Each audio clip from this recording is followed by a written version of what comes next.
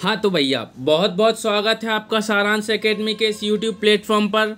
जैसा कि आपको पता है कि हमने पार्ट 1 इस वीडियो का पहले ही डाल दिया है, जिसके अंतर्गत हमने पौधों का वर्गीकरण बताया था।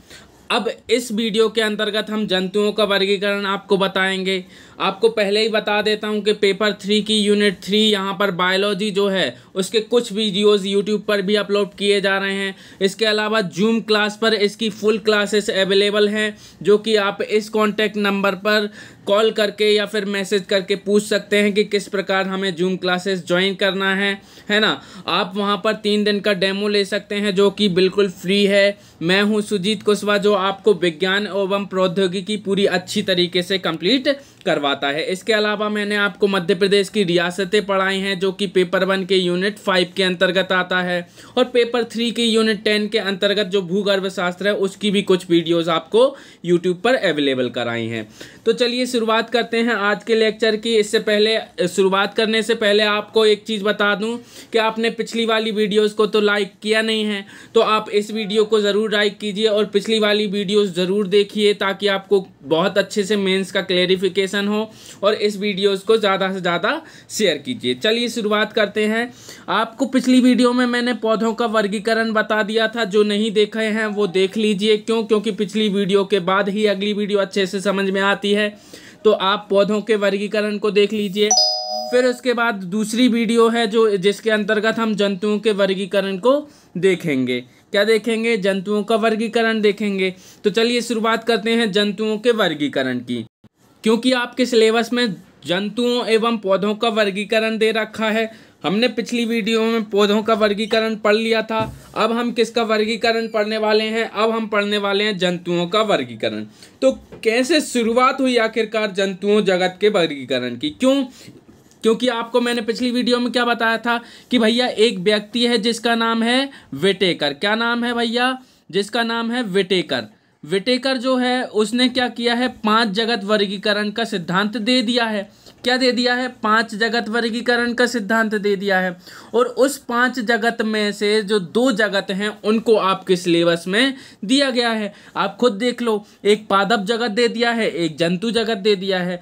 तो आपको 5 जगत में से केवल 2 जगत का वर्गीकरण जो है वो डिटेल में पढ़ना है। तो मैंने पादप जगत जो वर्गीकरण है वो आपको पूरा का पूरा डिटेल में बता दिया है, जिसमें Thallophyta, bryophyta, pteridophyta, gymnosperm, angiosperm, ये सारी चीजें आपने देख ली थी। लेकिन अब आप देखोगे जंतु जगत। अब जंतु जगत का जो वर्गीकरण है वो शुरू कैसे हुआ? क्योंकि आपको पता है भैया पादप जगत का वो जो वर्गीकरण है किसके द्वारा किया गया था? एक्लर महोदय के द्वारा किया गया था। किसके द्वारा किया गया था? एक्लर महोदय के द्वारा किया गया था। वहीं जंतुओं का जो वर्गीकरण है वो किसके द्वारा किया गया था, या फिर इसकी शुरुआत कैसे हुई थी, उसके बारे में हम सबसे पहले जान लेते हैं। तो चलिए शुरुआत करते हैं। सबसे पहले एक व्यक्ति थे जिसका नाम था अरस्तु। आपको भी पता है भैया, पिछली वीडियो में भी मैंने बताया था कि एक ग्रीक दार्शनिक है अरस्तु, जो कि सर्वप्रथम एक पुस्तक लिखते हैं जिसका नाम है हिस्टोरिका एनिमलियम। क्या नाम है? हिस्टोरिका एनिमलियम। अब हिस्टोरिका एनिमलियम नाम की जो पुस्तक लिखते हैं, उस पुस्तक में वो करते क्या हैं आखिरकार? वो आपको बताते हैं 500 जंतुओं के बारे में। किसके बारे में बताते हैं? 500 जंतुओं के बारे में बताते हैं। और वो बोलते हैं कि मैं इन 500 जंतुओं का क्या करूँगा? अध्ययन करूँगा और डिटेल में आपको बताऊँगा। तो भैया इन जंतुओं का अध्ययन करने की कोशिश की इन्होंने। तो इन्होंने क्या सोचा कि भैया इतने सारे जंतुओं को मैं ऐसे तो याद नहीं कर सकता, या किसी को भी याद नहीं करा सकता। तो उन्होंने क्या किया कि उनकी प्राकृतिक समानताओं और विषमताओं के आधार पर जंतुओं को 2 प्रमुख भागों में या फिर 2 प्रमुख समूहों में बांट दिया। क्या कर दिया? उनकी प्राकृतिक समानताओं और प्राकृतिक विषमताओं के आधार पर जंतुओं को कितने भागों में बांट दिया? अरस्तु ने 2 भागों में बांट दिया। ठीक है। अब 2 भागों में कौन कौन से 2 भाग बांटे उन्होंने? तो पहला जो भाग बांटा भैया वो बांटा एनाइमा, और दूसरा वो भाग बांटा इनीमा। अब कुशवाहा जी पूछने गए वहां पे। कुशवाहा जी पूछते हैं उनसे कि अरस्तु साहब एक बात बताइए कि इन दोनों का जो आधार है वो वास्तव में क्या है? तो वो बोलते हैं कि कुशवाहा जी मेन बात ये है कि मैंने क्या किया, जंतुओं के माथे पे एक पत्थर मारा। पत्थर मारा तो वहां से क्या निकला, कुछ जंतुओं के माथे से निकला एक लाल सॉस, जैसे खून बोलते हैं आजकल अपन, बोलते हैं कि नहीं बोलते हैं, बिल्कुल बोलते हैं। तो खून निकला भैया जिनके माथे से, तो भैया जिनके माथे से खून निकला यानी कि जिनका खून लाल है उन्हें उन्होंने बोल दिया एनीमा, और जिनका खून लाल नहीं निकला उनको उन्होंने बोल दिया एनाइमा। क्या बोल दिया, एनाइमा। ठीक है, तो इस प्रकार से क्या किया भैया इन्होंने, अरस्तु ने डिवीजन कर दिया पूरे के पूरे जंतु जगत का, और जंतु जगत को कितने भागों में बांट दिया, 2 भागों में बांट दिया। एक जिनमें लाल रुधिर होता है जिन्हें बोला उन्होंने एनाइमा, और जिनमें लाल रुधिर नहीं होता है उन्हें बोला एनाइमा। अब जो एनाइमा वर्ग थे उसके अंतर्गत उन्होंने सारे के सारे स्पंज, मोलस्का, ऑर्थोपोडा, जितने भी अकशेरुकी जीव हैं सारे जीवों को शामिल किया। वहीं लाल रुधिर वाले जो थे उनमें सारे के सारे कैसे जीव शामिल किए गए, सारे के सारे जंतु शामिल किए गए कशेरुकी। कशेरुकी का मतलब होता है वर्टिब्रेट्स। वर्टिब्रेट्स का मतलब होता है वे जीव जिनके अंदर क्या पाई जाती है, वर्टिब्रल कॉलम पाई जाती है, रीढ़ की हड्डी पाई जाती है। और जिन जीवों में रीढ़ की हड्डी पाई जाती है उन्हें बोलते हैं कशेरुकी जीव। अरस्तु ने क्या किया है, एनाइमा वर्ग में सारे के सारे कशेरुकी जंतुओं को रख दिया है। फिर इनको भी 2 भागों में डिवाइड किया उन्होंने बोला कि जो सीधे बच्चों को जन्म देते हैं उन्हें मैं बोलूँगा जरायुज यानी कि बीबी पोरा, और जो अंडे को जन्म देते हैं उसके बाद अंडे से बच्चा निकलता है तो उन्हें बोलूँगा मैं अंडेयुज यानी कि अंडे देने वाला, जैसे कि मछलियाँ या फिर कोई उभयचर हो गया। इस प्रकार से अरस्तु ने डिवाइड किया। हालांकि आपको अरस्तु का पढ़ना नहीं है, लेकिन अरस्तु ने सबसे पहले ये डिवीज़न किया था तो इसलिए अपने लिए इम्पोर्टेंट हो गया है ना। आपको प्री में तो नहीं पूछ सकते लेकिन मेंस में आपको पूछ सकते हैं। अब भैया इसके अलावा अरस्तु के बाद शताब्दियों तक वही वर्गीकरण चलता रहा। अब शताब्दियाँ बीत गईं, उसके बाद कुछ वैज्ञानिक नए आए। कैसे आए, नए वैज्ञानिक आए, और नए वैज्ञानिक क्या बोलते हैं भैया, वो बोलते हैं कि मैं जीवों का या फिर जंतुओं का वर्गीकरण नए और वैज्ञानिक और अत्यधिक वैज्ञानिक ढंग से करूंगा। ठीक है भैया, इसी क्रम में बहुत सारे वैज्ञानिक आए लेकिन अपन सबका तो पढ़ नहीं सकते, तो किसका पढ़ें सर, हम पढ़ते हैं सबसे इम्पोर्टेंट वर्गीकरण, वो जो कि दिया था स्टोरर तथा यूसिंजर ने। किसने दिया था, स्टोरर तथा यूसिंजर ने। कब दिया था सर, तो 1975 में दिया था। क्या आधार था, तो अत्यधिक वैज्ञानिक ढंग से इन्होंने जंतुओं का वर्गीकरण किया था। सर कैसे किया था स्टोरर तथा यूसिंजर ने, तो इन्होंने क्या किया था, पूरे के पूरे जंतु जगत को, किसको, पूरे के पूरे जंतु जगत को 2 उप जगतों में यानी कि सब किंगडम्स में डिवाइड कर दिया। पूरे के पूरे जो एनिमल किंगडम है उन्हें 2 सब किंगडम में डिवाइड कर दिया। अब ये दोनों सब किंगडम कौन कौन से थे और इनका आधार क्या था, तो भैया सबसे पहले जान लो इनका आधार क्या था, फिर इसके बाद इनके सब किंगडम तो डिटेल में पढ़नी है। जैसे कि अरस्तु ने क्या किया था, माथे में पत्थर मार के सॉस निकाला था और पता किया था कौन में लाल खून है किस में नहीं है। इसी प्रकार से स्टोरर तथा यूसिंजर करते क्या हैं, 2 भागों में डिवाइड कर देते हैं। जब आप कोशिका चैप्टर पढ़ते हो तो उसमें देखते हो कुछ जीव एक ही कोशिका से बने होते हैं यानी कि उनका शरीर केवल एक कोशिका का बना होता है। कुछ जीव जो होते हैं वो मल्टी सेल्यूलर होते हैं कि नहीं होते हैं, बिल्कुल होते हैं भैया। तो जो एक कोशिकीय जीव हैं उनको एक उपजगत दे दिया पूरा का पूरा, और जो बहुकोशिकीय जीव हैं उन्हें दूसरा उपजगत दे दिया। तो इस प्रकार से जंतु जगत को 2 उपजगत में किसने डिवाइड कर दिया है, स्टोरर तथा यूसिंजर ने डिवाइड कर दिया है। और 2 उपजगत कौन कौन से हैं, पहला उपजगत है प्रोटोजोआ उपजगत और दूसरा उपजगत है मेटाजोआ उपजगत। और जो प्रोटोजोआ उपजगत है उसमें सारे के सारे यूनिसेल्यूलर यानी कि एक कोशिकीय प्राणी शामिल किए गए, और मेटाजोआ में सारे के सारे बहुकोशिकीय प्राणी यानी कि मल्टी सेल्यूलर जीव शामिल किए गए। अब पूरे के पूरे जो जीव जंतु जगत थे भैया 2 भागों में डिवाइड कर दी, लेकिन अभी भी याद करने के लिए चीज़ें बहुत सारी बची हैं, है ना। तो अब 2 उपजगत में से काम तो चलेगा नहीं, तो इन्होंने क्या किया, एक समूह बना दिया। क्या बना दिया, समूह बना दिए बहुत सारे। समूह को इन्होंने बोला संघ। क्या बोला? संघ बोला। ठीक है, तो इन्होंने लगभग टोटल 31 संघ बताए थे, लेकिन आपको याद रखना है केवल 10 संघ, जो कि इम्पोर्टेंट हैं और जो कि जरूरी हैं। तो इन्होंने क्या किया भैया, सारे के सारे 2 उपजगतों को, यानी कि प्रोटोजोआ उपजगत को और मेटाजोआ उपजगत को टोटल 10 संघों में डिवाइड कर दिया। कितने संघों में डिवाइड कर दिया भैया? 10 संघों में डिवाइड कर दिया। अब किस किस को कौन सा संघ मिलेगा ये भी जानना जरूरी है भैया। तो संघ प्रोटोजोआ ही दे दिया किसको? प्रोटोजोआ उपजगत को, जबकि मेटाजोआ उपजगत को पहले एक बार और डिवाइड किया, फिर इसके बाद उसे संघ दिए। कि भैया संघ क्या होता है एक्चुअल में आपको पता होना चाहिए। संघ मतलब एक ऐसा समूह होता है, एक ऐसा समूह होता है जिसके सारे जीव जो होते हैं लगभग समान प्रवृत्ति रखते हैं। कैसी प्रवृत्ति रखते हैं?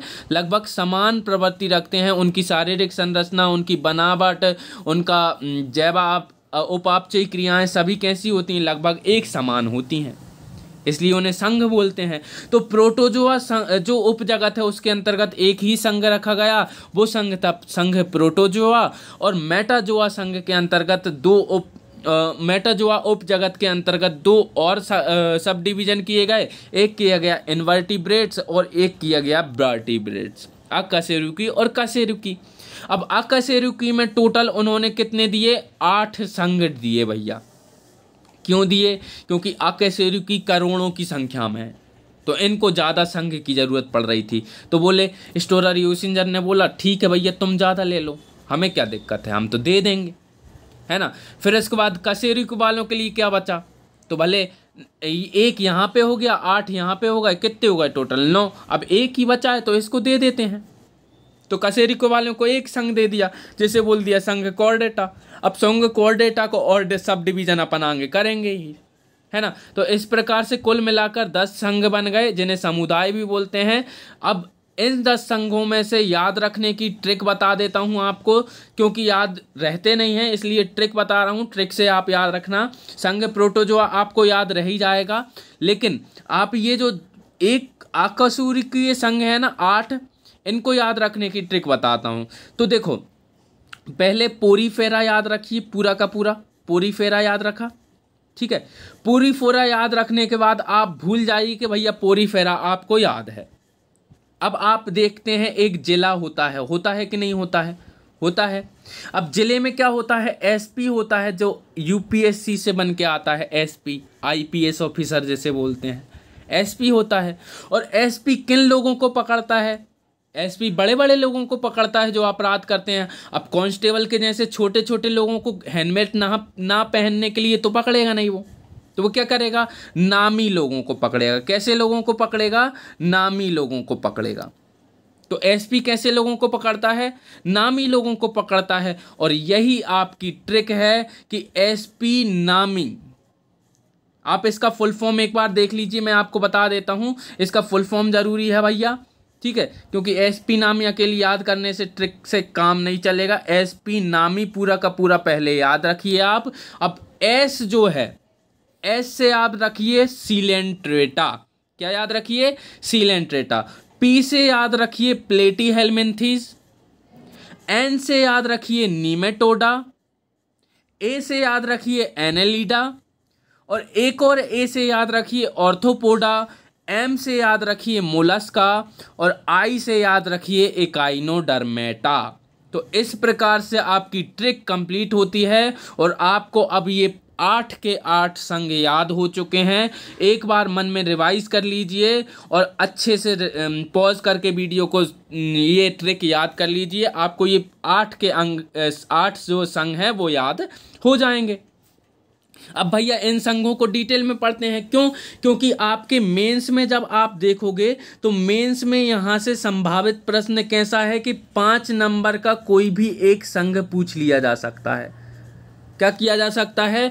5 नंबर का कोई भी एक संघ पूछ सकते हैं। यदि वो 5 नंबर की दम नहीं रखता है तो उसे 3 नंबर में पूछ सकते हैं, क्योंकि जंतुओं का वर्गीकरण दे रखा है। जंतुओं के वर्गीकरण में बहुत सारे संघ हैं, तो उन संघों को डिटेल में पढ़ना तो जरूरी हो ही गया है भैया। हो गया कि नहीं हो गया? बिल्कुल हो गया है। तो आप इनको पढ़िए भैया, सबसे पहला जो संघ आता है वो संघ है प्रोटोजोआ संघ।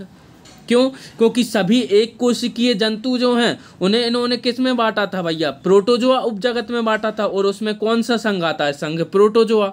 इसलिए संघ प्रोटोजोआ को पढ़ लेते हैं सबसे पहले। अब संघ प्रोटोजोआ में जो प्रोटोजोआ का शाब्दिक अर्थ है उसे देखिए आप। प्रोटोजोआ का शाब्दिक अर्थ है प्रोटोज प्लस जून, ये दो शब्दों से मिलकर बना होता है। प्रोटोज का मतलब होता है प्रथम या फिर प्रारंभिक, और जून का मतलब होता है जंतु। तो इस प्रकार से क्या हो गया? प्रोटोजोआ हो गया। और प्रोटोजोआ कैसे जीव होते हैं भैया? प्रथम जंतु होते हैं। अर्थात इस समुदाय के या फिर इस संघ के जितने भी जंतु हैं वो संसार के प्रथम जंतु माने जाते हैं। क्यों नहीं माने जाए भैया? सबसे पहले इन्हीं का विकास हुआ होगा और सबसे पहले यही काम करना शुरू किए होंगे, इसलिए इन्हें क्या बोला जाता है? संघ प्रोटोजोआ बोला जाता है, या फिर प्रथम जंतु माने जाते हैं ये। ठीक है। अब आप फॉर्मेट क्या रखिए, देखिए 5 नंबर में जब आपसे पूछा जाएगा तो इतना सा तो लिखने से काम नहीं चलेगा कि शाब्दिक अर्थ बता दिया और काम चल गया। तो आप क्या कीजिए, आप एक काम अच्छे से कर सकते हैं कि उनके प्रमुख लक्षण याद रख सकते हैं। और प्रमुख लक्षण में भी आप क्या कीजिए भैया, पहले उनका शरीर देख लीजिए। ठीक है, शरीर के बाद उनकी संरचना देख लीजिए, संरचना के बाद उनके क्या देख लीजिए, उनका पोषण देख लीजिए, कैसे पोषण होता है उनमें। पोषण के बाद उनका श्वसन देख लीजिए, कैसे श्वसन करते हैं वो लोग। ठीक है, फिर उसके बाद उनका उत्सर्जन देख लीजिए, कैसे करते हैं ये उत्सर्जन। ठीक है, उत्सर्जन के बाद उनका जनन देख लीजिए, कैसे करते हैं जनन। फिर उसके बाद कुछ विशेष बिंदु भी आप लिख सकते हैं। इस प्रकार से आपके 5-6 पॉइंट लगभग सब हेडिंग्स क्रिएट हो जाएंगी, और इन्हीं 5 से सब हेडिंग्स के अंतर्गत आप क्या कर सकते हो, किसी भी संघ को लिख सकते हो। ठीक है, आपको इसका जो क्या बोलते हैं मॉडल आंसर जो है ना इस किसी भी संघ को लिखने का, वो आपको टेलीग्राम ग्रुप में मिल जाएगा, और टेलीग्राम ग्रुप की जो लिंक है वो आपको डिस्क्रिप्शन में मिल जाएगी। ठीक है, तो वहाँ पे आप क्या देख सकते हो, इसका मॉडल आंसर देख सकते हो कि किसी भी संघ को किस प्रकार से हम लिख सकते हैं। ठीक है, तो अब 5 नंबर में लिखने का फॉर्मेट आपको मैंने बता दिया। आप मॉडल आंसर ज़रूर देखिएगा ताकि आपको और अच्छे से समझ में आ जाए। अब संघ प्रोटोजोआ के जो लक्षण है वो देख लेते हैं भैया। तो इनके लक्षण कैसे होंगे? इनका रचना, शरीर जो होगा वो रचना में पूरा कैसा होगा? सरल होगा। क्यों सरल होगा भैया? क्योंकि आपको पता है सारे के सारे जीव कैसे हैं? एक कोशिकीय हैं। क्यों? क्योंकि उपजगत प्रोटोजोआ के अंतर्गत सारे के सारे प्राणी जो हैं वो यूनिसेल्युलर हैं। तो संघ प्रोटोजोआ के अंतर्गत सारे एक कोशिकीय हैं, और एक कोशिकीय जीव यानी कि सरल जीव। तो एक कोशिकीय हैं तो सारी जैविक क्रियाएं जो होंगी वो कहाँ पे होंगी? जीवन की सारी क्रियाएं कहाँ पर होंगी? एक ही कोशिका में होंगी। ठीक है, और ये कभी कभी पोषण के लिए दूसरों पर भी निर्भर करते हैं, यानी कि परजीवी भी हो सकते हैं, या फिर स्वतंत्र जीव के रूप में भी कार्य करते हैं, यानी कि खुद भी अपना भोजन बनाते हैं। खुद कब बनाते हैं? जब इनके अंतर्गत क्या पाया जाता है? क्लोरोफिल पाया जाता है, तब बनाते हैं ये अपना भोजन स्वयं। ठीक है, तो इस प्रकार से होते हैं। और इनमें प्रचलन जो होता है, प्रचलन का मतलब होता है चलना। क्या होता है प्रचलन का मतलब? चलना। एक जगह से दूसरी जगह जाने के लिए, अपनी गर्लफ्रेंड के साथ घूमने के लिए इनके पास क्या पाए जाते हैं? कुछ विशेष प्रकार के कूटपाद पाए जाते हैं, सूडोपोडिया पाए जाते हैं। ये वास्तव में पैर नहीं होते हैं, लेकिन पैर जैसी संरचना होती है। किसी किसी में क्या पाए जाते हैं? कसाब पाए जाते हैं, फ्लैजेलम पाए जाते हैं। और किसी किसी संघ प्रोटोजोआ के जंतु में क्या पाए जाते हैं? सीलिया पाए जाते हैं। ठीक है, तो इस प्रकार से होते हैं। तो अब देखो, ये रहे सूडोपोड्स, ये है पैर जो आपको दिख रहे हैं भैया। इनसे क्या कर सकते हैं? प्रचलन कर सकते हैं, एक जगह से दूसरी जगह जा सकते हैं। तो ये सूडोपोड्स। ठीक है, फिर उसके बाद ये देखो, ये है सीलिया।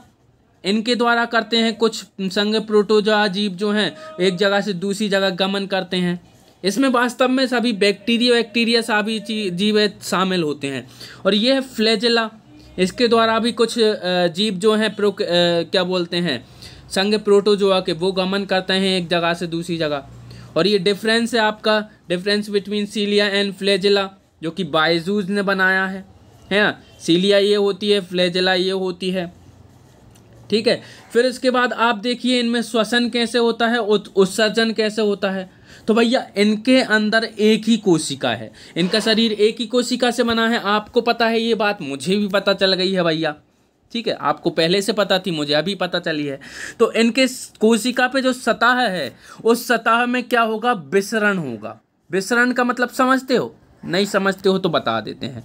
क्या होता है कि एक ये टैंक है, टैंक में मान लीजिए एक तरफ क्या है, अधिक कंसंट्रेशन वाला यानी कि अत्यधिक घनत्व वाला क्या है भैया, पदार्थ है, सॉल्यूशन है, और एक तरफ कम घनत्व वाला है भैया।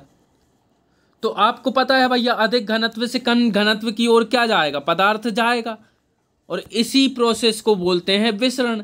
इसी क्रिया को क्या बोलते हैं, विसरण। और इसी का उल्टा जो होता है वो परासरण होता है। तो अब इनमें किसके द्वारा होगा भैया, श्वसन और उत्सर्जन? कोशिका की सतह पर विसरण के द्वारा होगा। क्यों? क्योंकि कोशिका का जो घनत्व है, कंसंट्रेशन है, वो हाई रहेगा। हाई रहेगा यानी कि क्या करेंगे, ये हाई रहेगा तो बाहर की ओर पदार्थों को छोड़ सकते हैं, क्योंकि बाहर तो कैसा है, लो है कंसंट्रेशन। तो हाई कंसंट्रेशन से लो कंसंट्रेशन की ओर जब पदार्थ जाता है उसी को तो क्या बोलते हैं, विसरण बोलते हैं। इसलिए क्या हो जाएगा, इनमें जो उत्सर्जन और श्वसन होगा वो किस प्रकार से होगा, विसरण के द्वारा होगा। अब इनमें जनन कैसे होगा, तो अलैंगिक और लैंगिक दोनों विधि द्वारा होगा। उसके अलावा आप इनके उदाहरण देख लीजिए। तो आप उदाहरण जरूर लिखिएगा जब आप 5 नंबर में लिखें। तो संघ प्रोटोजोआ के उदाहरण कौन कौन से हो जाएंगे? संघ प्रोटोजोआ के उदाहरण हो जाएंगे अमीबा, यूग्लिना, पैरामीशियम, प्लाज्मोडियम, ये सब किसके उदाहरण हो जाएंगे? उसके अलावा एसिटिबुलेरिया भी इसी का उदाहरण है भैया, जो कि सबसे बड़ा एक कोशिकीय जीव है भैया। सबसे बड़ा एक कोशिकीय जीव कौन सा है? एसिटिबुलेरिया, जो कि संघ प्रोटोजोआ का ही एग्जाम्पल है। ये भैया एग्जाम्पल देख लो, ये है अमीबा, दिख रहा है आपको। ये है यूग्लिना, ऐसी संरचना होती है भैया इसकी, यूग्लिना की। इसमें ये देखो छोटी छोटी संरचना दिख रही है ना, ये फोटोसिंथेसिस के काम में आती है, क्योंकि ये क्लोरोप्लास्ट होती है, ठीक है। क्लोरोप्लास्ट में क्लोरोफिल पाया जाता है, जैसे माइटोकॉन्ड्रिया में क्या पाया जाता है, डीएनए, उसी प्रकार से यहाँ पे भी डीएनए होता है, ठीक है। ये यूग्लिना माइक्रोस्कोप में देख लो, ऐसा होता है, ठीक है। ये पैरामीशियम है भैया, चप्पल जैसा होता है पैरों में पहनने वाली, ठीक है। फिर इसके बाद ये प्लाज्मोडियम परजीवी होता है, जिससे आपको मलेरिया हो सकता है, ठीक है। तो अब तक अपन ने क्या पढ़ लिया है भैया, प्रोटोजोआ संघ पढ़ लिया है पूरा का पूरा, है ना। अब उसके बाद मैंने आपको बताया था कि भाई ये जंतु जगत को 2 भागों में पहले डिवाइड किया उन्होंने, उपजगत में। और उपजगत कौन कौन से बताए थे उन्होंने संघ प्रोटोजोआ बताया, और दूसरा बताया मेटाजोआ। बताया कि नहीं बताया? बिल्कुल बताया भैया। अब मेटाजोआ जो बताया है, मेटाजोआ संघ, उस मेटाजोआ संघ के अंतर्गत उन्होंने 2 भागों में डिवीजन किया था। पहले थे अकशेरुकी, यानी कि जिनमें रीढ़ की हड्डी नहीं होती है, और दूसरे थे कशेरुकी, जिनमें रीढ़ की हड्डी होती है ना। आपको ये भी बताया था।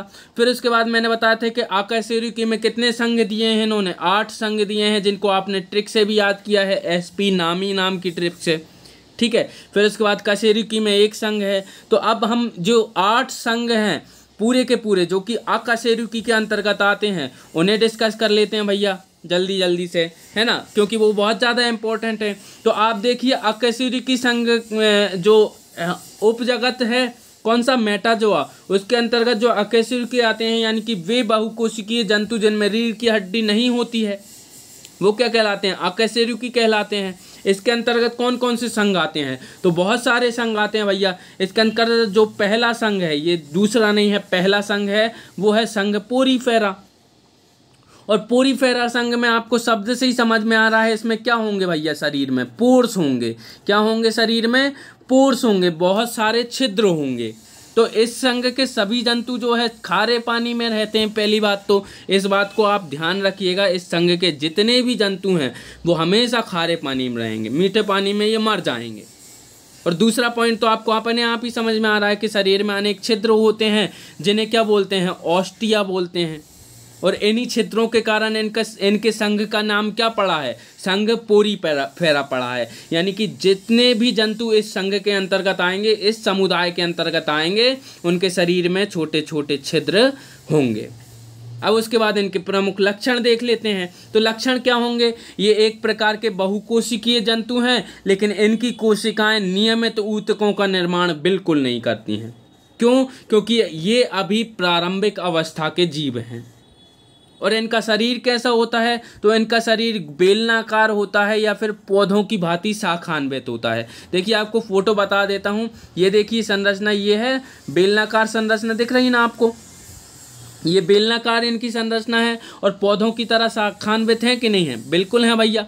तो इसी प्रकार से इनका शरीर कैसा हो जाता है? बेलनाकार, पौधों की भांति शाखान्वित हो जाता है।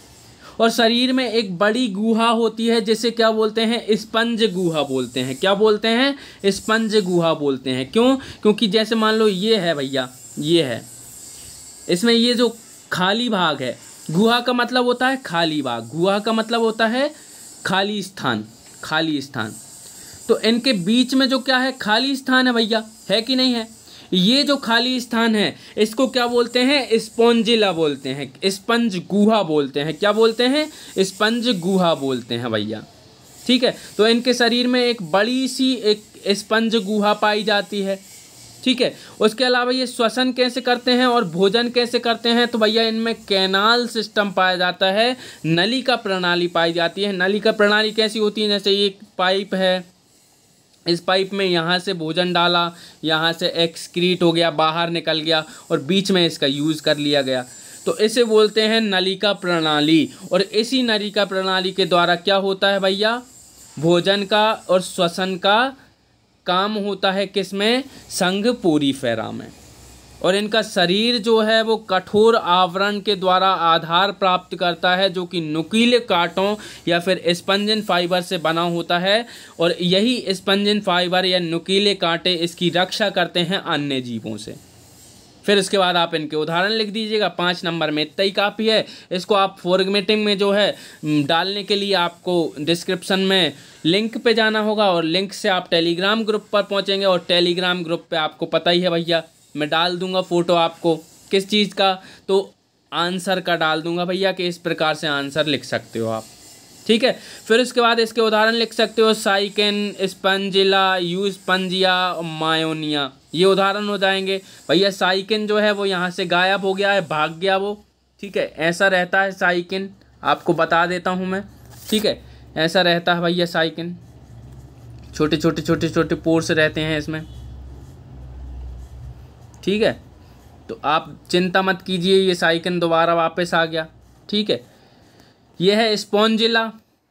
ठीक है, इसके बाद ये है इस यूस्पंजिया, ये बाथ स्पंज भी बोलते हैं इसको क्या और बोलते हैं? बाथ स्पंज बोलते हैं। क्यों बोलते हैं? क्योंकि नहाने के स्पंज जैसा लग रहा है, नहीं लग रहा है? बिल्कुल लग रहा है। उसके अलावा ये है मायोनिया, इसका यूज़ भी करते हैं भैया, ये भी पोरीफेरा संघ का जीव है। ठीक है, उसके बाद दूसरा जो संघ आता है वो है संघ सीलेंट्रेटा, जो कि एसपी नामी ट्रिक आपने जब याद की थी उसमें सबसे पहला फुल फॉर्म जो याद किया था वो है संघ सीलेंट्रेटा, आपको पता है भैया। और संघ सीलेंट्रेटा है तो इसको पढ़ लेते हैं भैया। तो पिछले वाले संघ में क्या हो रहा था? ऊतकों का निर्माण नहीं हो रहा था बिल्कुल भी, लेकिन इसमें क्या है? ऊतकों का निर्माण होने लगेगा और ये ऊतक बनने की प्रारंभिक अवस्था इनमें पाई जाएगी। लेकिन ये भी कैसे जीव होंगे? जलीय जीव होंगे और द्विस्तरीय होंगे। इसका मतलब क्या है? इनमें 2 स्तर होंगे। इनके शरीर में क्या होंगे? पहला स्तर और दूसरा स्तर। ठीक है, मतलब कि क्या होता है भैया? जैसे कि देखो, द्विस्तरीय का मतलब समझना, जब भ्रूण का विकास होता है, भ्रूण का विकास होता है ना, तो भ्रूण के विकास में 3 स्तर बनते हैं। 3 क्या बनती हैं? लेयर बनती हैं।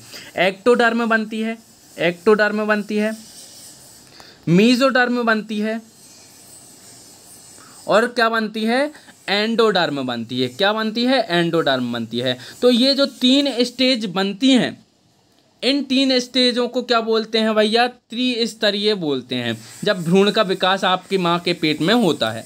ठीक है, इन्हीं से क्या होता है? विभिन्न अंगों का विकास होता है आपके शरीर में। ठीक है, तो इस प्रकार से क्या होगा भैया? बहुत सारे अंगों का विकास होगा इनसे।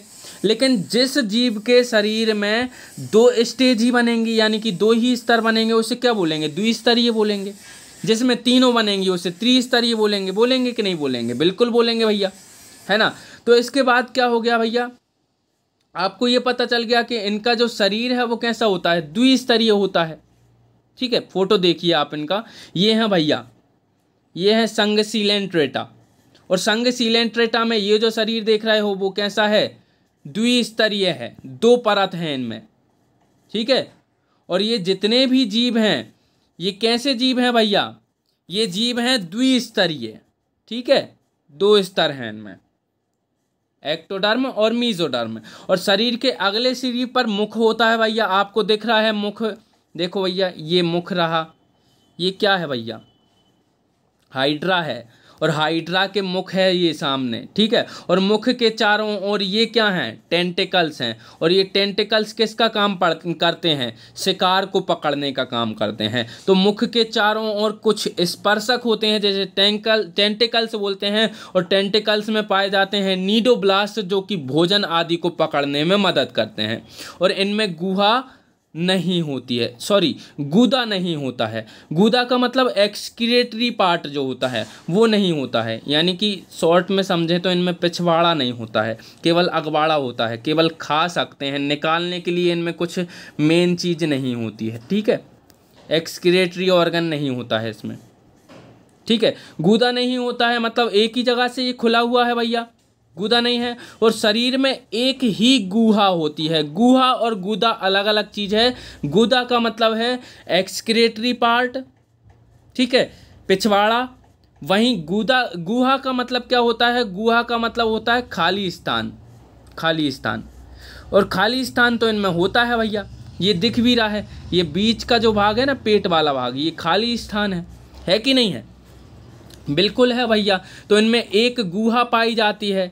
ठीक है, इसी गुहा की वजह से इन्हें बोलते हैं संघ सीलेंट्रेटा। क्यों, क्योंकि इस गुहा को बोलते हैं सीलेंट्रॉन, और इसी गुहा की वजह से इस पूरे के पूरे संघ का जो नाम है वो क्या पड़ गया है, सीलेंट्रेटा संघ पड़ गया है। और इसके उदाहरण लिख दीजिए, हाइड्रा हो जाएगा, जेलीफिश हो जाएगा, सी एनीमोम हो जाएगा, मूंगा हो जाएगा। ठीक है, इंग्लिश मीडियम वाले अगर हो आप तो इस तरीके से आप इसको लिख सकते हो, सेम टू सेम। ठीक है, सेम टू सेम है। इसमें देखो ये हाइड्रा है जो कि किसका उदाहरण है, संघ सीलेंट्रेटा का उदाहरण है, दिख रहा है ना आपको हाइड्रा। ये है भैया जेलीफिश, ये भी संघ सीलेंट्रेटा का उदाहरण है। उसके अलावा ये देखो, ये तो दिख रहा है ना आपको, ये है सी एनीमोम, ये सी एनीमोम है, अलग अलग कलर के सी एनीमोम है ये, जो कि मछलियों को पकड़ने का काम करते हैं इन टेंटिकल्स के द्वारा। ये मछली मरेगी आप, ठीक है, इसका मरण तय है। और फिर उसके बाद अगला जो संघ आता है वो संघ आता है संघ प्लेटीहेल्मिन्थीज। अब प्लेटीहेल्मिन्थीज में आपको शब्द से ही समझ में आना चाहिए कि ये प्लेट जैसे हैं। कैसे हैं, प्लेट जैसे हैं। ठीक है, प्लेट जैसे हैं। तो शब्द को तोड़ते हैं अपन, इंग्लिश मीडियम वाले इसको हमेशा तोड़ते हैं, तो अपन भी हिंदी मीडियम वाले भी इसको तोड़ के देखते हैं।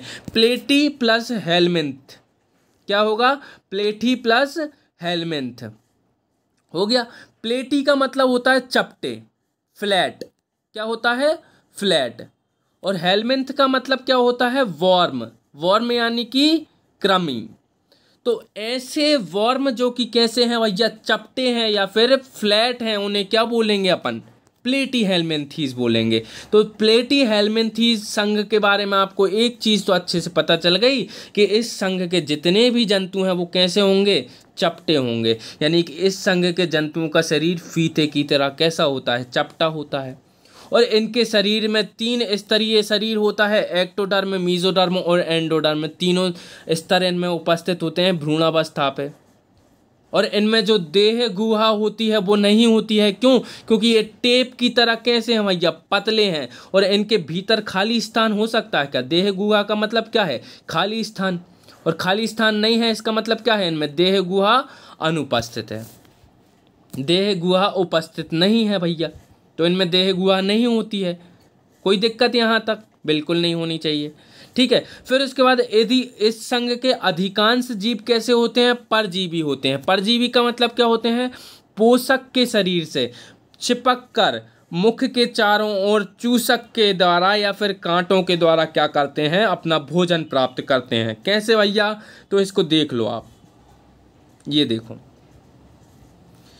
ये जो देख रहे हो ना आप, आंत, ये आपकी आंत है भैया, छोटी आंत, और छोटी आंत में ये जो चिपक रहा है ये फीताकृमि, और ये फीताकृमि जो है ना वो एक प्रकार का क्या है, प्लेटीहेल्मिन्थीज है। और ये प्लेटीहेल्मिन्थीज आपकी आंत में चिपक कर क्या प्राप्त करता है भैया, पोषण प्राप्त करता है। तो इस संघ के जितने भी जीव हैं वो कैसे होंगे भैया, परजीवी होंगे। परजीवी यानी कि दूसरों पर निर्भर करेंगे अपने भोजन के लिए, ठीक है। पोषक के शरीर से चिपक कर भोजन प्राप्त करेंगे मुख के चारों ओर चूसक के द्वारा, है ना। और इनमें उत्सर्जन किसके द्वारा होगा, विशेष प्रकार की ज्वाला कोशिकाओं के द्वारा होगा, जिन्हें अपन क्या बोलते हैं, फ्लेम सेल्स बोलते हैं। ये है विशेष प्रकार की ज्वाला कोशिका जो आपको चित्र में दिख रही है, ठीक है। क्या होता है, ज्वाला कोशिका क्या करती है, ज्वाला कोशिका पूरा का पूरा वेस्ट मटेरियल जो है इकट्ठा कर लेगी अपने अंदर। इकट्ठा करने के बाद सीलिया के द्वारा बाहर निकालेगी, और सीलिया से पहुंचेंगे ट्यूबोल्स में, और ट्यूबोल्स जाकर मिलती हैं एक मेन पाइप से, जिसे क्या बोलते हैं, एक्सक्रीटरी कैनाल बोलते हैं। और इस एक्सक्रीटरी कैनाल में एक एक्सक्रीटरी पोर होता है, जिसके माध्यम से क्या निकल जाएगा, सारा का सारा वेस्ट मटेरियल, उत्सर्जी पदार्थ बाहर निकल जाएगा। तो विशेष प्रकार की ज्वाला कोशिकाओं के द्वारा क्या होता है, संघ प्लेटीहेल्मिन्थीज में उत्सर्जन होता है। और इस संघ के जितने भी जीव होते हैं वो कैसे होते हैं, उभयलिंगी होते हैं। उभयलिंगी का मतलब कैसे जीव होते हैं, जिनमें नर और मादा दोनों के जीमेट्स पाए जाते हैं। दोनों के क्या पाए जाते हैं भैया, जीमेट्स पाए जाते हैं। इनमें नर और मादा अलग अलग नहीं होते, ये उभयलिंगी होते हैं, ठीक है। अब इनके उदाहरण देखो, प्लेनेरिया हो गया, लीवर फ्लूक हो गया, फीताकृमि हो गया, ये इनके उदाहरण हो जाएंगे। देखो भैया उदाहरण, इंग्लिश मीडियम वाले पहले ये देख लो थोड़ा सा, ठीक है। जिसको नहीं आए वो पूछ लेना, आपको कमेंट में जो भी क्वेश्चन हो। ये देखो भैया, है ना, ये है प्लेनेरिया। क्या है, प्लेनेरिया। ये जीव है भैया, चूस लेता है खून पूरा, प्लेनेरिया। और ये है लीवर फ्लूक। लीवर फ्लूक पैसे दे के खरीदा था मैंने ऐसे, ये फोटो इतने पैसे दिए थे, ठीक है, दूसरे देश से। ये है फीताकृमि, जो आपकी आंत से ऐसे चिपक जाता है और उसके बाद चूसता रहता है आपका पोषण, ठीक है। उसके बाद अगला संघ आता है संघ एस्केहेल्मिन्थीज, ठीक है। एस्केहेल्मिन्थीज जिसे हम नीमेटीहेल्मिन्थीज या फिर नीमेटोडा भी बोलते हैं, जिसको आपने नीमेटोडा से याद रखा था क्योंकि आपने एसपी नामी जब ट्रिक याद रखी थी ना, तो एसपी नामी जो ट्रिक याद रखी थी उसमें आपने बोला था कि एस से सिलेंट्रेटा हो जाएगा, पी से प्लेटीहेल्मिन्थीज हो जाएगा, एन से नीमेटोडा याद रखना है, और नीमेटोडा को ही एस्केहेल्मिन्थीज कहते हैं, ठीक है। तो अब आपको याद रह जाएगी ट्रिक, बिल रहना तो चाहिए, ठीक है। अब इनका शरीर देख लेते हैं भैया, इनका शरीर कैसा होता है। तो इनका शरीर लंबा होता है, बेलनाकार होता है, धागेनुमा होता है, और दोनों सिरों पर कैसा होता है, नुकीला होता है। फोटो देख लो, ये देखो, ये है भैया एस्केहेल्मिन्थीज। ऐसे होते हैं इस संघ के जीव। दोनों तरफ से नुकीला दिख रहा है, शरीर दिख रहा है, लंबा दिख रहा है, बिल्कुल दिख रहा है। लंबा देखने के साथ साथ बेलनाकार है कि नहीं है, बिल्कुल है बेलनाकार, ठीक है। तो सारे के सारे गुण आपको दिख रहे हैं, धागे नुमा भी दिख रहा है आपको। तो इनका शरीर कैसा होता है, लंबा होता है, बेलनाकार होता है, धागे नुमा होता है, और दोनों सिरों पर कैसा होता है, नुकीला होता है। और नुकीला होता है यानी कि इसमें किसका अभाव है, खंडों का अभाव है। खंड मतलब क्या होते हैं, जैसे कि आपका शरीर है खुद का, और आपके शरीर में सबसे ऊपर क्या होता है, पैर होते हैं, नहीं भैया, सिर होता है आपके शरीर में सबसे ऊपर। फिर उसके बाद छाती होती है, जैसे आप बक्ष बोलते हो। फिर उसके बाद पेट होता है, पेट के बाद पैर होते हैं। तो इस प्रकार से आपका शरीर विभिन्न खंडों में डिवाइड होता है ना। तो इनका शरीर विभिन्न खंडों में डिवाइड दिख रहा है क्या आपको, मेरे को तो नहीं दिख रहा, अगर दिख रहा हो तो बता देना, ठीक है। तो इनमें खंडों का अभाव होता है। और ये कैसे होते हैं, त्रिस्तरीय होते हैं, यानी कि इनमें 3 स्तर भ्रूण अवस्था में मौजूद होते हैं। और द्विपार्श्व सम्मित प्राणी होते हैं। अब द्विपार्श्व सम्मित का मतलब समझिए, बार बार नहीं बताऊंगा। द्विपार्श्व सम्मित का मतलब होता है, ये मान लो एक जीव है, इस जीव को हम एक अक्ष से रखकर काट दें, चाकू से काट दें, बिल्कुल काट देते हैं सर। तो इस एक अक्ष पर यदि उसको रख कर काटें तो एक पलरा अलग हो जाएगा, दूसरा पलरा अलग हो जाएगा, और दो बराबर भागों में यदि ये प्राणी बट जाए या फिर दो बराबर भागों में इसका शरीर हो जाए तो इसे क्या बोल सकते हैं अपन? द्विपार्श्व सममित प्राणी बोल सकते हैं। ठीक है, तो द्विपार्श्व सममित होते हैं सारे के सारे जीव। क्यों? क्योंकि इनके जितने भी जीव हैं उनको क्या कर सकते हैं अपन? बीच में से यदि इसके बीच में से लकीर खींच के काटें ना, बीच में से लकीर खींच के काटें तो ये कैसी बन जाएगा भैया? द्विपार्श्व हो जाएगा, दो अंगों में डिवाइड, मतलब दो भागों में डिवाइड हो जाएगा। हो जाएगा कि नहीं हो जाएगा? बिल्कुल हो जाएगा। तो इनका शरीर कैसा होता है? त्रिस्तरीय और द्विपार्श्व सममित होते हैं। और इसमें आहार नाल स्पष्ट होती है। ठीक है, मुख और गुदा दोनों होते हैं। पिछले वाले में भी गुदा नहीं थी लेकिन अब गुदा आ गया है। ठीक है, एक्सक्रीटरी सिस्टम, मुंह के साथ साथ पिछवाड़ा भी आ गया है। ठीक है, और श्वसन तथा रुधिर परिसंचरण तंत्र का पर इसमें फिर भी अभाव होता है। और ये जो जनन है वो कैसे करते हैं? एक लिंगी होते हैं, यानी कि नर अलग होता है, मादा अलग होती हैं। और ये जितने भी जीव हैं कैसे होते हैं? अंतः परजीवी होते हैं। अंतः परजीवी मतलब क्या होता है? ये जो हैं दूसरे जीवों पर निर्भर करते हैं पोषण के लिए। ठीक है, इसके उदाहरण देख लो, जैसे एस्केरिस हो गया, फाइलेरिया कृमि हो गया, सूत्रकृमि हो गया। ठीक है, इंग्लिश में ये सारी चीज़ें देख लो, आप इंग्लिश में ऐसे लिखते हैं भैया। ठीक है, फिर इसके बाद आप देखो इनका चित्र, ये हो गया भैया। ठीक है, चित्र ये काय का चित्र है भैया? आपको भी पता है भैया, एस्केरिस का चित्र है ये। ठीक है, ये है हुकवॉर्म। ठीक है, फिर इसके बाद ये पिनवॉर्म है। ये सब काय के उदाहरण है? ये सब नीमेटोडा के उदाहरण है, एस्के हेलमिंथीज के उदाहरण है। फिर इसके बाद अगला जो संघ आता है वो संघ आता है संघ एनेलिडा। अब संघ एनेलिडा को आप कैसे देखोगे भैया? संघ एनेलिडा आखिरकार होते क्या हैं? तो संघ एनेलिडा का पहले चित्र देख लीजिए। ये जितने भी जंतु दिख रहे हैं ना, ये केंचुआ दिख रहा है, ये जोंक दिख रही है, ये पता नहीं कौन सा जीव है, ये जितने भी जीव आपको दिख रहे हैं ना, ये कैसे जीव हैं भैया? संघ एनेलिडा के संघ के जीव हैं, समूह के जीव हैं। और इनका शरीर कैसा है भैया? लंबा है, अभियाल चित्र में देखा है, पतला है, थोड़ा थोड़ा पतला है, द्विपार्श्व सममित है। द्विपार्श्व सममित बार बार नहीं बताऊंगा, बीच में से एक अक्ष को काटते हैं तो दो भागों में डिवाइड हो सकता है इनका शरीर, ये है भैया इनमें। ठीक है, और इनका खंडों में बटा हुआ था। खंड पूरी तरीके से नहीं होते लेकिन दो खंड होते हैं। एक तो सिर दिखाई देता है अलग से इनका कभी कभी, फिर उसके बाद वक्ष होता है डायरेक्ट। ठीक है, वक्ष के बाद पैर होते हैं, बस कभी कभी पैर होते हैं, कभी कभी नहीं होते हैं। ये मत बोलिएगा कि सर इसमें केंचुए में तो पैर दिख ही नहीं रहा है। भैया नहीं होते तो नहीं दिखते, होंगे तो दिखेंगे ना, है ना? तो ऐसा होता है। तो शरीर लंबा, पतला, द्विपार्श्व सममित और खंडों में बटा हुआ होता है। इनके शरीर की संरचना एक नली के अंदर नली जैसी होती है, ट्यूब विद इन ट्यूब जिसे बोलते हैं। जैसे केंचुए की देखिए, ये एक ऊपर नली चढ़ी हुई दिख रही है लगभग आपको, और इसी के भीतर एक नली जैसी संरचना दिखाई देती है आपको।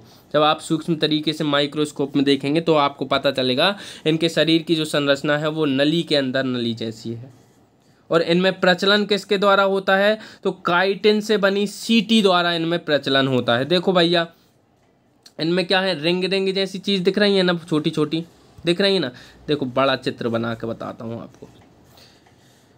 ये एक केंचुआ है, मान लो ये एक केंचुआ है, और इस केंचुए में ये रिंग रिंग जैसी संरचना बनी रहती है ना, ये काइटिन की बनी हुई सीटी रहती हैं। क्या रहती हैं? काइटिन की बनी हुई सीटी। इन्हीं के द्वारा इनका चलना फिरना होता है, प्रचलन होता है, काइटिन की बनी सीटी द्वारा होता है। अब इनकी आहार नाल जो होती है वो पूर्ण तरीके से विकसित होती है। आहार नाल क्या होती है आपको पता है भाई? ये पाचन तंत्र में आप पढ़ते हो अच्छी तरीके से, बताऊंगा नहीं, लेकिन ये पूरी तरीके से विकसित होती है। इसलिए तो केंचुआ मिट्टी खा लेता है, और मिट्टी खाकर क्या बढ़ता है? किसान का मित्र बन जाता है, क्योंकि उर्वरता शक्ति बढ़ा देता है। उसके अलावा इनमें श्वसन किसके द्वारा होता है? मेनली त्वचा के द्वारा होता है, लेकिन कुछ कुछ जीव ऐसे होते हैं जिनमें क्लोम पाए जाते हैं। क्लोम को यहाँ पर क्लोम नहीं बोलते, गिल्स बोलते हैं। इंग्लिश मीडियम वालों को पता है कि गिल्स बोलते हैं, और गिल्स के द्वारा भी कुछ कुछ जीवों में श्वसन होता है, संघ एनेलिडा के जितने भी जंतु होते हैं उनमें।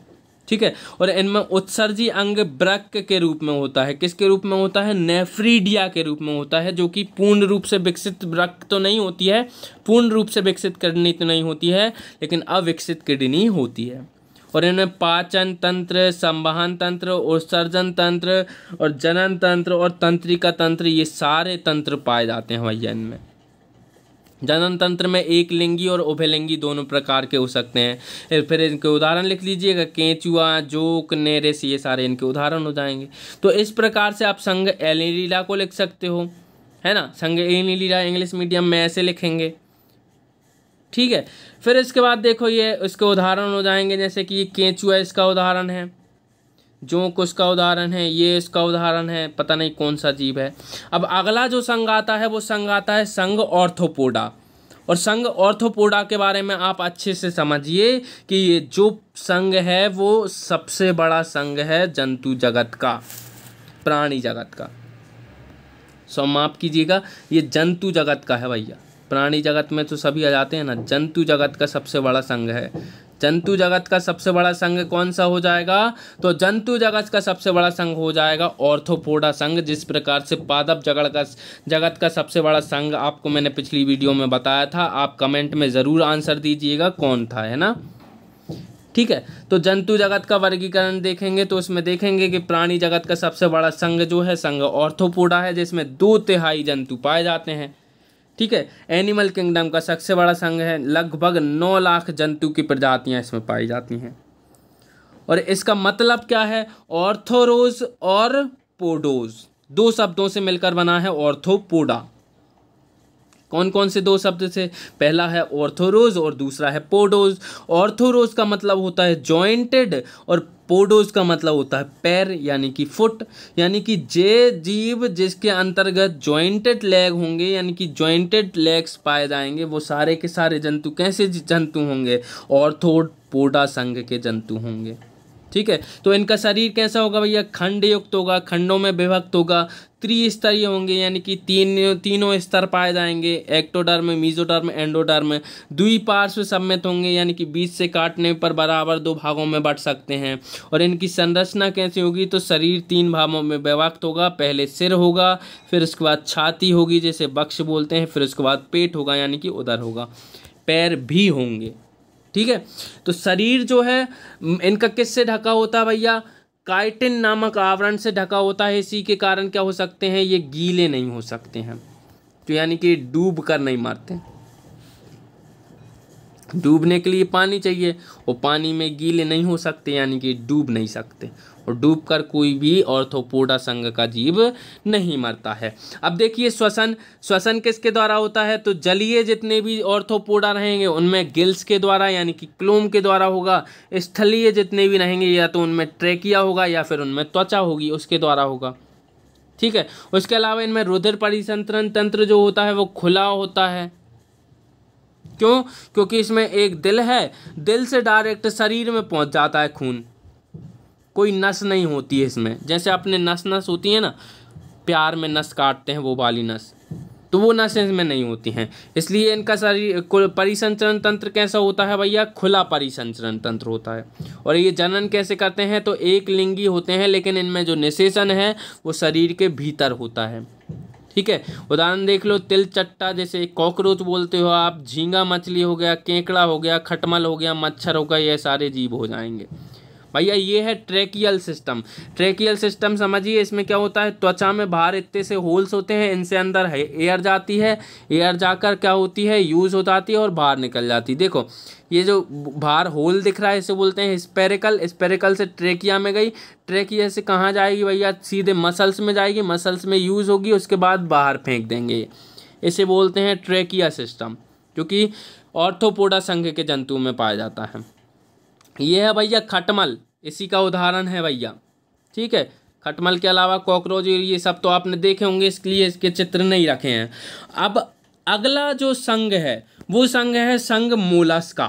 कौन सा संघ है भैया? संघ मोलस्का है। और संघ मोलस्का में आपको शब्द याद रखना है मोलस्का। क्या याद रखना है? संघ मोलस्का। और मोलस्का का मतलब क्या होता है? मुलायम। क्या होता है भैया? मुलायम। तो जितने भी जीव इस संघ के होंगे उनका शरीर कैसा होगा भैया? मुलायम होगा शरीर। क्यों होगा? क्योंकि इनका शरीर कैसा है? मुलायम है। शब्द से ही दिख रहा है। तो जंतु जगत का दूसरा सबसे बड़ा संघ है, इस शब्द को आप याद रखिएगा। पहला सबसे बड़ा संघ कौन सा है? तो ऑर्थोपोडा है। और दूसरा सबसे बड़ा संघ कौन सा हो जाएगा? तो वो हो जाएगा संघ मोलस्का। और इन जंतुओं का शरीर कैसा होता है? बहुत कोमल होता है, इसलिए इन संघ के जीवों को नाम दिया है मोलस्का संघ।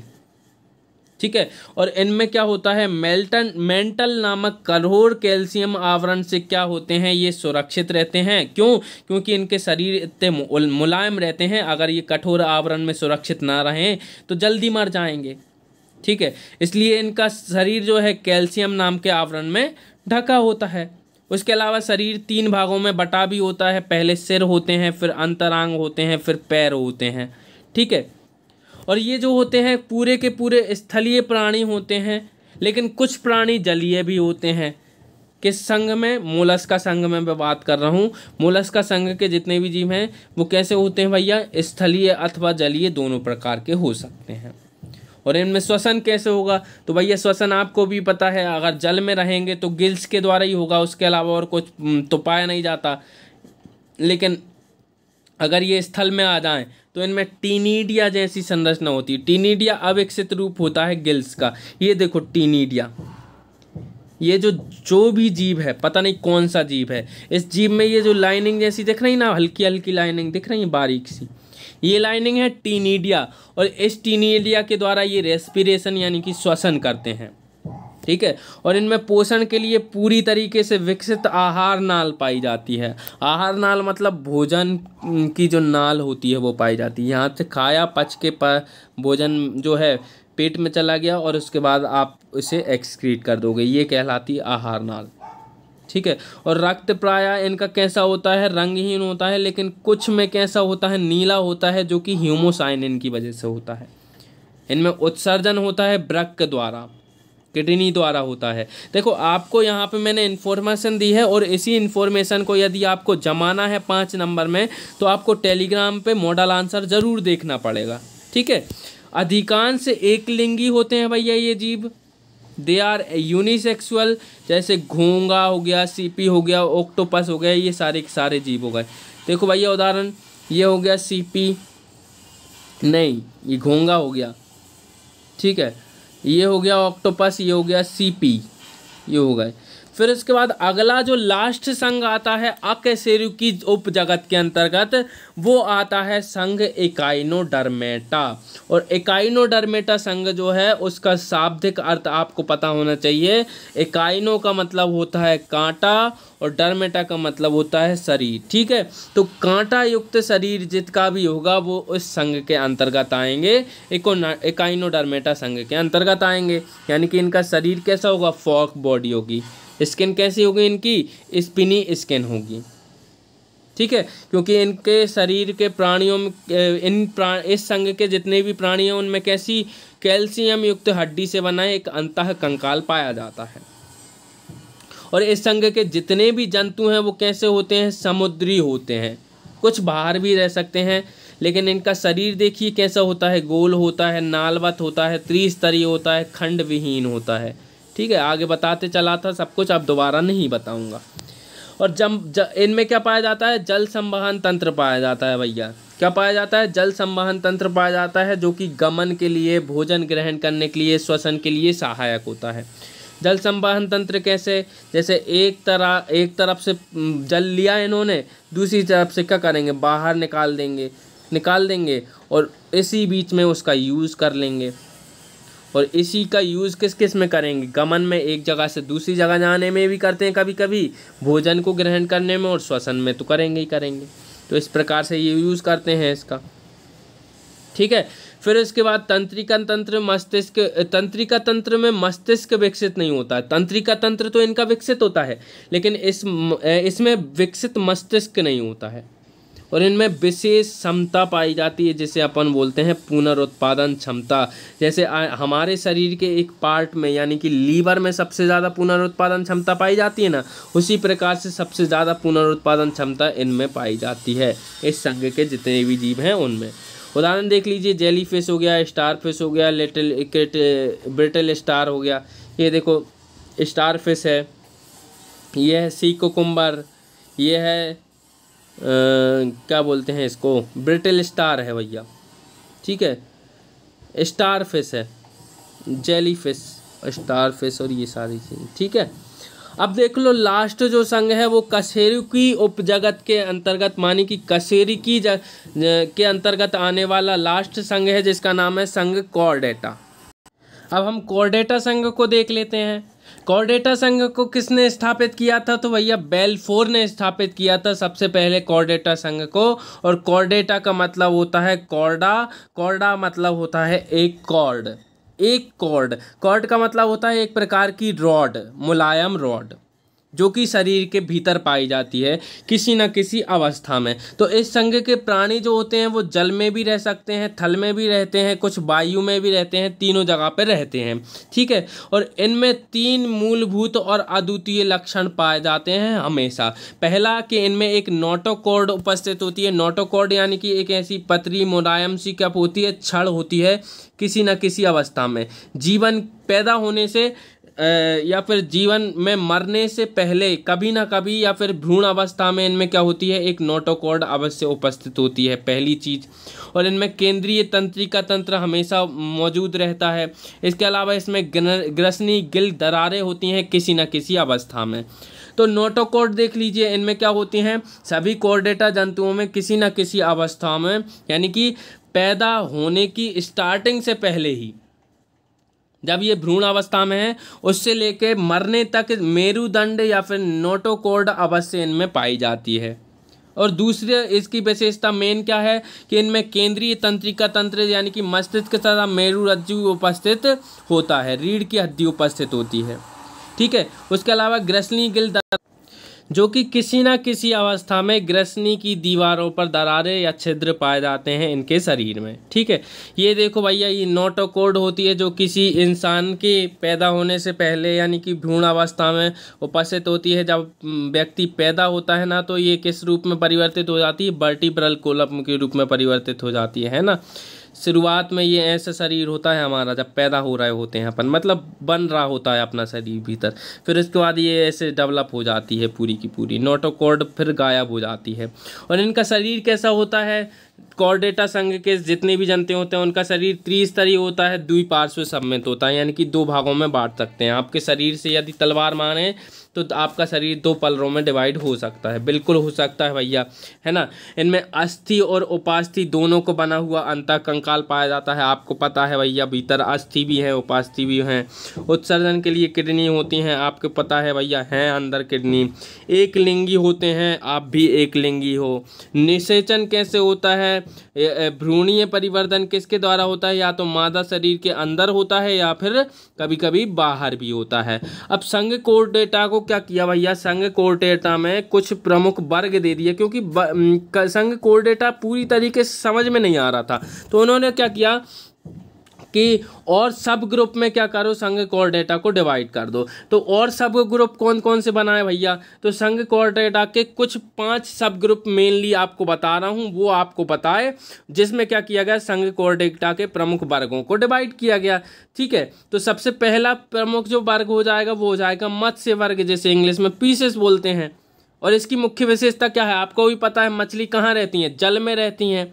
और ये सारे के सारे कैसे होते हैं, असमतापी होते हैं। असमतापी का मतलब आप समझिए, यानी कि ये खुद की बॉडी से क्या नहीं करते, उत्पन्न हीट उत्पन्न नहीं करते हैं, खुद की बॉडी से हीट नहीं छोड़ते हैं। इसका मतलब क्या है, ये वातावरण के तापमान से प्रभावित होते हैं। वातावरण में जैसा तापमान होगा इनके शरीर का तापमान वैसा ही होगा। जैसे मानव शरीर कैसा होता है, समतापी होता है, यानी कि समान तापमान बनाए रखने की चेष्टा रखता है। यदि उनका तापमान समान नहीं रख पाए तो आदमी मर जाता है, लेकिन ये अपना तापमान समान रखने की कोशिश नहीं करते। ये असमतापी जंतु होते हैं, कोल्ड ब्लडेड होते हैं। जैसे वातावरण में अगर 20 डिग्री सेल्सियस तापमान है तो ये अपना तापमान भी कितना कर देंगे, 20 डिग्री सेल्सियस कर देंगे, और इसके कारण क्या हो जाएगा भैया, इनकी मृत्यु नहीं होगी। लेकिन पक्षियों को देख लीजिए, पक्षी कैसे होते हैं भैया, पक्षी मर जाते हैं अगर ज़्यादा ठंड पड़ जाए। इसलिए साइबेरिया से केन पक्षी जो होता है वो भारत आता है प्रवास करके, इसलिए क्योंकि वो असमतापी होते हैं, समतापी होते हैं। लेकिन सारी की सारी मछलियाँ कैसी होती हैं, असमतापी होती हैं। ठीक है। उसके अलावा हृदय द्विपेशमी और केवल अशुद्ध रक्त को पंप करने वाला होता है। द्विपेशमी यानी कि केवल 2 इसमें क्या होते हैं, चैम्बर होते हैं। ठीक है। और अशुद्ध रक्त को ही केवल पंप करता है। इनमें श्वसन क्रिया किसके द्वारा होती है, तो आपको भी पता है, गिल्स से सांस लेते हैं। कुछ मछलियों में कंकाल उपास्थि का बना होता है, किसका, हड्डियों का नहीं बना होता है, उपास्थियों का यानी कि कार्टिलेज का बना होता है। और वायु कोश इनमें उपस्थित होते हैं, इसलिए क्योंकि अगर ये इनमें वायु कोश अनुपस्थित होते हैं। इस बात को ध्यान से सुनिए कि इनमें वायु कोश अनुपस्थित क्यों होते हैं, क्योंकि देखो जिनका जो शरीर है ना, वो यदि कैसा हो जाए, शरीर खोखला हो जाए तो उसमें वायु भर सकती है, और भर जाएगी तो फिर ये तैर सकते हैं आसानी से, तो आराम भी कर सकते हैं कि नहीं कर सकते हैं, बिल्कुल कर सकते हैं। लेकिन आपने देखा होगा जितनी भी मछलियाँ आपने आज तक देखी होंगी, कोई भी मछली तैरते से बंद नहीं होती, हमेशा लगातार तैरती रहती है। क्यों, क्योंकि इनके शरीर में वायु कोशों का अभाव होता है, यानी कि अपने अंदर ये वायु को बिल्कुल स्टोर करके नहीं रख सकते। ठीक है। अब वायु को स्टोर करके नहीं रख सकते यानी कि ये पानी में आराम नहीं कर सकते, इसलिए अगर ये आराम कर लेंगे ना तो ये डूब जाएंगे, और डूबने से बचने के लिए क्या करते हैं, लगातार तैरते रहते हैं। तो इसलिए मछलियां हमेशा लगातार तैरती रहती हैं, इस बात को आप याद रखिएगा। उदाहरण देख लीजिए, रोहू हो गया, कतला हो गया, समुद्री घोड़ा हो गया। 3 नंबर में आपसे मेंस में पूछा गया था, इस बार रोहू पूछ सकते हैं आपसे मेंस में। ठीक है, तो ये हो जाएंगे। फिर अगला जो वर्ग है कॉर्डेटा संघ के अंतर्गत, वो है उभयचर वर्ग। उभयचर के वर्ग यानी कि एम्फीबिया यानी कि वे वर्ग के जीव जो कि जल में और स्थल में दोनों में रह सकते हैं, उन्हें बोलते हैं उभयचर। और ये कैसे होते हैं, ये भी असमतापी होते हैं, यानी कि वातावरण के तापमान पर इनका तापमान डिपेंड करता है। ठीक है। ये निश्चित तापमान बना के नहीं रखते, जैसे कि मानव अपने निश्चित तापमान कितना बना के रखता है, 37 डिग्री सेल्सियस बना के रखता है कि नहीं रखता है, बिल्कुल रखता है। तो इस प्रकार से होता है। ठीक है, इतना आपको समझ में आ गया है। इनमें जो श्वसन होता है वो गिल्स के द्वारा भी होता है, कभी कभी त्वचा के द्वारा होता है, और फेफड़ों के द्वारा भी होता है। हृदय जो होता है वो 3 प्रकोष्ठ यानी कि 3 चैम्बर वाला होता है, जिनमें 2 आलिंद होते हैं, एक निलय होता है, 2 ऑरिकल्स होते हैं, एक वेंट्रिकल होता है। और ये अंडोत्सर्ग करते हैं, दे आर ओविपोरस, हमेशा अंडा देते हैं भैया, डायरेक्ट बच्चों को जन्म नहीं देते हैं। उदाहरण देख लीजिए, मेंढक हो जाएगा, सैलामेंडर हो जाएगा, बूफो हो जाएगा, ये सारे इसके उदाहरण हो जाएंगे। फिर इसके बाद सरीसृप वर्ग है, जो कि अगला ग्रुप आ जाएगा किसका, संघ कॉर्डेटा का अगला ग्रुप है। इसमें क्या देखेंगे, सभी जो जीव हैं इस ग्रुप के वो कैसे चलते हैं, घिसट कर चलते हैं, यानी कि इनका मेन फीचर क्या है, क्रॉलिंग एनिमल्स होते हैं सारे के सारे। और वास्तविक रूप से ये स्थलीय कशेरुकी होते हैं, जो कैसे होते हैं, ये भी असमतापी होते हैं, स्थलीय और जलीय दोनों में रह सकते हैं। ये 2 जोड़ी इनमें पाँव पाए जाते हैं, यानी कि टोटल 4 पाँव पाए जाते हैं, 1 जोड़ी और 1 जोड़ी, टोटल 2 और 2 4। ठीक है। और कंकाल तंत्र पूर्णतः अस्थिर होता है, यानी कि हड्डियों का बना हुआ कंकाल तंत्र होता है, जो कि कैसा होता है, बिल्कुल फ्लेक्सिबल रहता है। ठीक है। और हृदय सामान्यतः त्रिकक्षीय रहता है, 3 चैम्बर रहते हैं। इनका एक अपवाद है मगरमच्छ, और ये अंडे देते हैं जो कि कैल्शियम कार्बोनेट की बनी कवच से ढका रहता है। इसके उदाहरण छिपकली, सांप, घड़ियाल, केंचुआ, ये सारे हैं।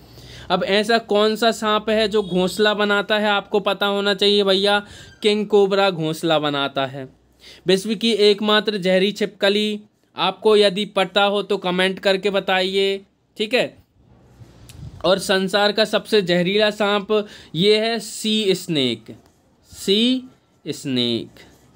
ठीक है, इसके अलावा बिल बनाने वाली छिपकली आप बताइएगा। ठीक है, अब अगला है पक्षी वर्ग। पक्षी वर्ग आपको पता है भैया, मैंने अभी हाल थोड़ी देर पहले बताया था कि पक्षी क्या करते हैं, एक जगह से दूसरी जगह प्रवास करके जाते हैं। क्यों जाते हैं? क्योंकि इनका शरीर कैसा है, समतापी है। अब समतापी है यानी कि एक जगह से दूसरी जगह इसलिए ही जाएंगे ये, ठीक है, ताकि इनके शरीर का तापमान निश्चित बना रहे। जैसे मनुष्य जो होता है ना, निश्चित तापमान बना के रखता है, ठंडों में ओढ़ लेता है, गर्मियों में एसी चला लेता है। ठीक है, और ये 4 पाद युक्त कशेरुकी होते हैं जो कि उड़ सकते हैं। 4 पैर होते हैं उन पे, अगले पैर जो हैं पंखों के रूप में होते हैं, और पिछले पैर जो होते हैं वो पैर के रूप में ही होते हैं।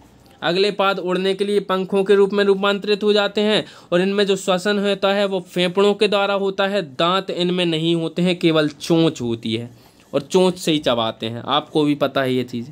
और कंकाल की अस्थियां वायु कोश युक्त होती हैं, यानी कि इनकी जो हड्डियां होती हैं ना वो कैसी होती हैं, जैसे ये हड्डियां है, और ये हड्डियों में बीच बीच में थोड़े थोड़े वायु कोश यानी कि पोर्स होते हैं छोटे छोटे, और इनमें वायु भर जाती है। और वायु भर जाती है तो इनका शरीर कैसा हो जाएगा भैया, हल्का हो जाएगा वायु भरने से, और हल्का हो जाएगा इनका शरीर, यानी कि ये उड़ने में मदद करती हैं। यदि इनका शरीर भारी रहेगा तो उड़ने में मदद नहीं कर पाएंगे, दिक्कत आएगी, इसलिए इनकी अस्थियां कैसी होती हैं, वायु कोश युक्त होती हैं। ठीक है, और इनमें बाक यंत्र होता है जिसको बोलते हैं अपन सिरिंक्स, जिसके द्वारा ये चहचहाती हैं। जैसे मिट्टू में होता है ना, मिट्टू क्यों बोल पाता है, तोता क्यों बोल पाता है, मिट्टू या फिर तोता बोलते हैं इसको, तोता क्यों बोल पाता है अपने जैसे, इसलिए क्योंकि उनकी सेरिंग्स जो होती हैं वो लगभग ज़्यादा विकसित हो जाती हैं, और ज़्यादा विकसित होने के कारण तोता कैसे बोल पाता है, अपने जैसे नकल कर पाता है। तो पक्षी वर्ग के तो उदाहरण भी आपको पता है, दिन रात देख रहे हो, कौवा हो गए, मोर हो गए, चिड़िया हो गई, तोता हो गई। ठीक है, उड़ ना सकने वाला पक्षी कौन सा है? रोचक तथ्यों में देखिए, उड़ ना सकने वाला पक्षी कौन सा है, तो आपको पता है ऑस्ट्रिच है कि नहीं है, एमू है। तो ये क्या है भैया, उड़ ना सकने वाले पक्षी हैं। ठीक है, और सबसे बड़ा जीवित पक्षी कौन सा है, आपको भी पता है भैया, ऑस्ट्रिच है कि नहीं है, ऑस्ट्रिच है, बिल्कुल है। फिर इसके बाद सबसे छोटा पक्षी कौन सा है, आपको भी पता है, हमिंग बर्ड है, हमिंग बर्ड है ना। चलिए, पेंगुइन कहाँ पाई जाती है, तो एंटार्क्टिका में पाई जाती हैं। विश्व का सबसे बड़ा चिड़ियाघर कौन सा है, आप कमेंट करके बताइएगा, और भारत का सबसे बड़ा चिड़ियाघर कौन सा है वो भी आप कमेंट करके बताइएगा, जो कि कोलकाता में है। उसके बाद लास्ट वर्ग जो आता है इसके अंतर्गत वो है स्तनी वर्ग, और स्तनी वर्ग में क्या बेसिक फीचर होता है, तो बेसिक फीचर होता है डायफ्राम, यानी कि इनके फेफड़ों के नीचे एक ऐसी संरचना पाई जाती है, मान लीजिए ये फेफड़े हैं, ये फेफड़े हैं,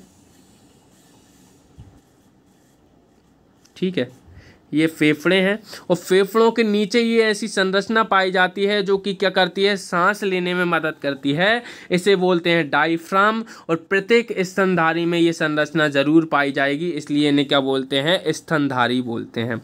वास्तविकता में स्तनधारी क्यों बोलते हैं, क्योंकि इनमें क्या पाई जाती हैं, स्तन ग्रंथियाँ पाई जाती हैं, स्तन ग्रंथियाँ पाई जाती हैं जो कि दूध पिलाने में मदद करती हैं। मेल्स में ये पूरी तरह से विकसित नहीं होती हैं, लेकिन फीमेल्स में ये पूरी तरीके से विकसित होती हैं। और इस वर्ग के प्राणी जो होते हैं ध्रुवीय इलाकों में, रेगिस्तानों में, जंगलों में, जहाँ चाहे आपकी मर्जी वहाँ रह सकते हैं। त्वचा पर श्वेत ग्रंथियाँ पाई जाती हैं, तेल ग्रंथियाँ पाई जाती हैं, और दुग्ध ग्रंथियाँ भी पाई जाती हैं। ठीक है, श्वेत ग्रंथियाँ यानी कि वहाँ से पसीना निकलता है वो वाली ग्रंथियाँ श्वेत ग्रंथियाँ होती हैं।